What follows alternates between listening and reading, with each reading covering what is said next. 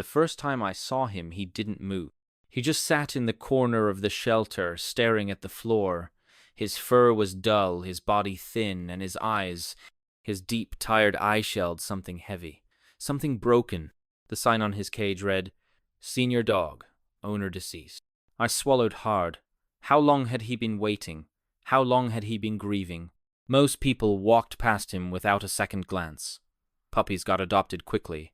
Friendly, young dogs had a better chance. But him?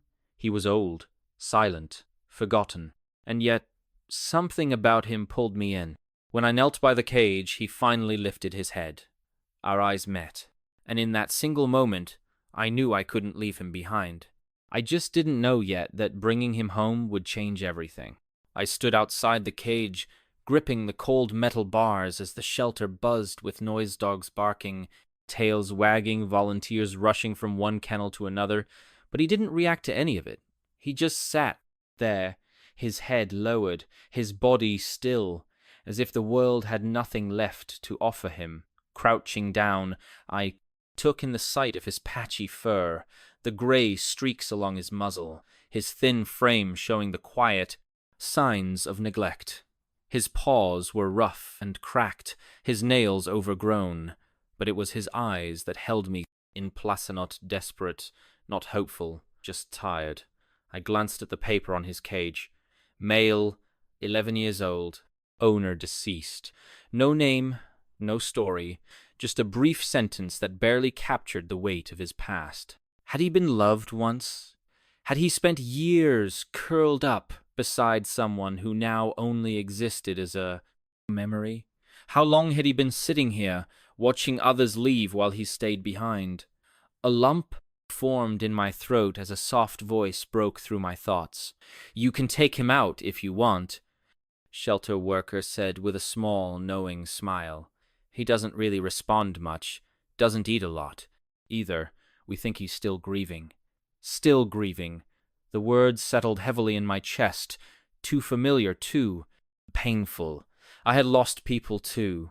I knew what it was like to carry grief, how it clung to you like a weight you couldn't shake. I looked back at him, and in that moment I understood he wasn't just an old dog, he was a soul left behind. Without hesitation, I nodded. "I'd like to take him out." The worker opened the cage and clipped a leash onto his worn collar, and though he followed, there was no eagerness, no curiosity, just quiet acceptance, like he had already given up. Outside, he moved slowly, his stiff legs struggling with each step, and when I knelt beside him, whispering, "Hey, buddy, what happened to you?" He let out a deep, weary sigh and lowered his head against my knee, and just like that, I knew I wasn't walking away from him. He was coming home with me. The ride home was quiet. The old dog sat in the passenger seat, staring blankly out the window. He didn't whine, didn't shift around, didn't seem excited or scared, just distant, as if he wasn't really there. I kept glancing at him, waiting for some reaction, but he never looked my way. My heart ached. Had I made a mistake? Maybe I should have picked a younger dog, one with energy, one that actually wanted a home. What if I wasn't what he needed? What if I couldn't help him? The doubts crept in, heavy and suffocating. But then, just as I was about to reach for the radio to break the silence, he let out a soft sigh and curled up slightly, his body relaxing just a little. It wasn't much, but it was something. When we arrived home, I gently led him inside. He hesitated at the door, his old, clouded eyes scanning the unfamiliar space. I wondered if he had lived in a house like this before, if this reminded him of something, or if it only made the loss feel deeper. I set out a soft bed for him in the living room, right near the couch, but he didn't lie down. Instead, he stood in the middle of the room, frozen, as if he didn't know where he was supposed to go. I placed a bowl of food near him, hoping it would help settle in, but he didn't even sniff it. My stomach twisted. He really wasn't eating. I had read about dogs refusing food when they were grieving, but seeing it happen in front of me made it feel worse. I sat down on the couch, watching him, unsure of what to do. "It's okay," I whispered, not expecting an answer. "You're safe here." The first night was the hardest. He didn't cry or bark, he just lay on the floor, stiff and awake, staring at nothing. I tried everything. I moved his bed closer to me. I spoke to him softly, telling him things he probably didn't understand. I even left a small nightlight on in case the darkness scared him. But no matter what I did, he remained in that same quiet state, lost in a world I couldn't reach. I barely slept, worried about him, worried about whether I had made the right choice. The next few days weren't much easier. He still wouldn't eat unless I sat beside him and waited patiently, encouraging him with gentle words. He flinched at sudden movements, as if expecting something bad to happen. He didn't seem to understand toys, didn't react to treats, and didn't respond when I called to him. My friends told me I was being too soft, that maybe he was just too far gone. "Some dogs don't come back from things like this," one of them said. "Maybe he doesn't want to be saved." The words stung, but deep down I had wondered the same thing.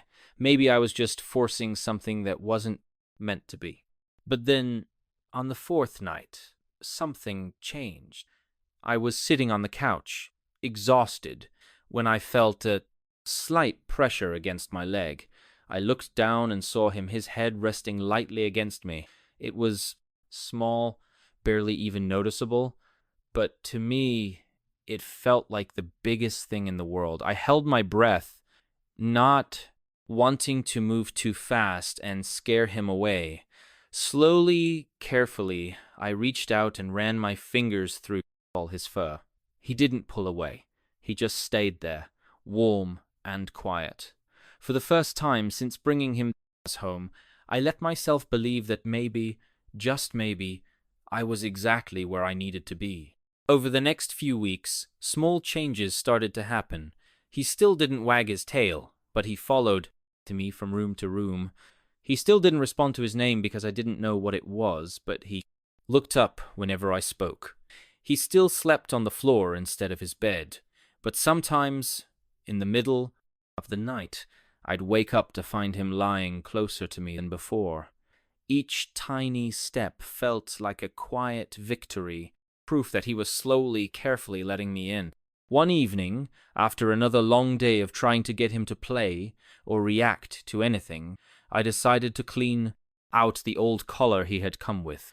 It was worn out, the leather cracked from age, but I hadn't had the heart to throw it away yet. As I turned it over in my hands, something caught my eye, a small, rusted metal tag tucked into the stitching on the inside. It was nearly hidden, like whoever had put it there didn't want it to be found. My fingers worked at the stitching, pulling the tag free. When I turned it over, my heart skipped a beat. Murphy. His name was Murphy. I looked at him, lying near the couch, his tired eyes half closed. "Murphy?" I said softly. His ears twitched.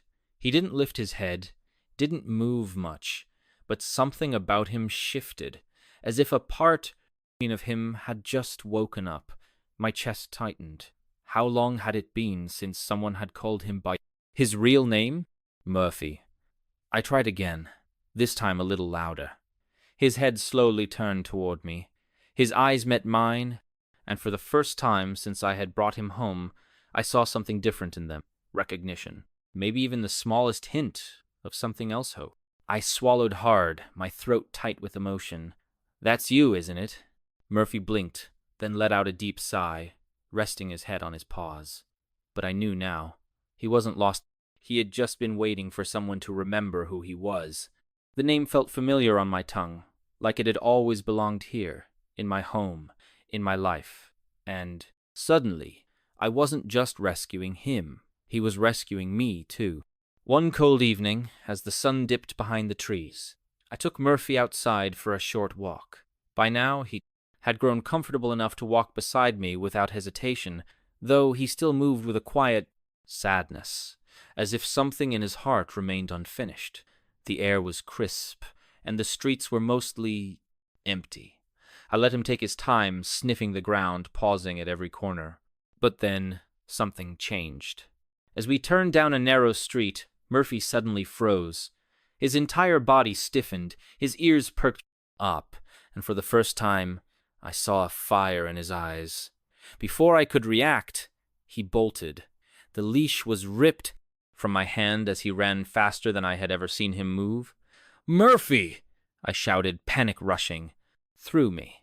I chased after him, my heart pounding. He wasn't just running, he was chasing something. Or maybe searching for something.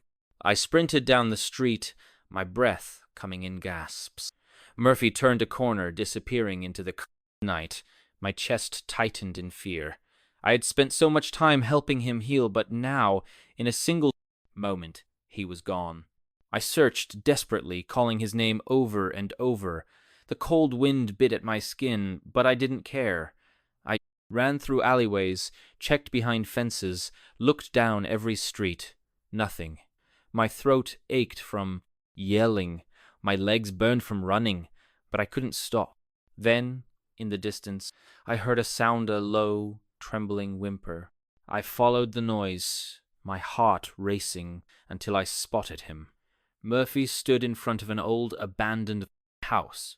His whole body shook, not from cold, but from some deeper something inside him. He wasn't running anymore. He was just standing there, staring at the house like it was a ghost from his past. I slowly walked toward him. "Murphy?" I whispered, but he didn't move. His eyes stayed fixed on broken windows, the peeling paint, the door hanging slightly open. And then it hit me. This place, it meant something to him. My breath caught in my throat. Had he lived here before? Was this where he had been left behind?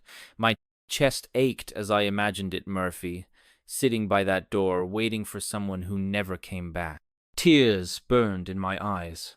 I knelt beside him, placing a gentle hand on his back. "It's okay," I whispered. "You don't have to stay here. You're not alone anymore." For a long moment, he didn't move. But then, slowly, Murphy turned his head and looked at me. His eyes, once so empty, were now filled with something new, trust.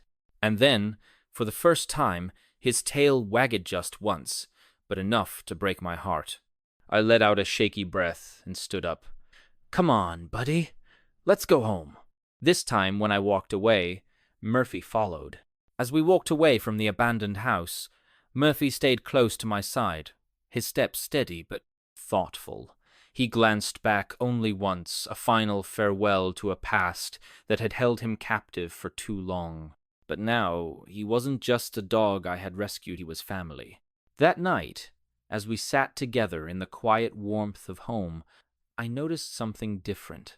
Murphy wasn't lying on the floor like he always did.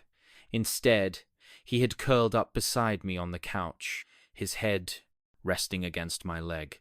A soft sigh escaped him, as if he was finally allowing himself to relax, to believe that he was safe. I reached down and ran my fingers gently through his fur. "You're home now," I whispered. For the first time since I had met him, he looked truly at peace. Weeks turned into months, and Murphy transformed in ways I never imagined. He still carried the weight of his past, but now he met each day with quiet strength. He greeted me at the door with bright eyes. He ate his meals without hesitation. He even started wagging his tail more often, sometimes just because he saw me smile. And one night, as I lay in bed, I felt a warm weight press against my side. Murphy had climbed up next to me, curling into a soft ball, his breathing steady and calm. I had thought I was rescuing him, but the truth was, he had saved me too. He had reminded me that love, no matter how broken or lost, could always find its way back. Not every rescue story has a perfect ending. Some animals never fully heal from the pain of their past, and some never find a home at all. But if there's one thing Murphy taught me, it's that even the smallest act of kindness can change a life, and sometimes that life ends up changing yours too.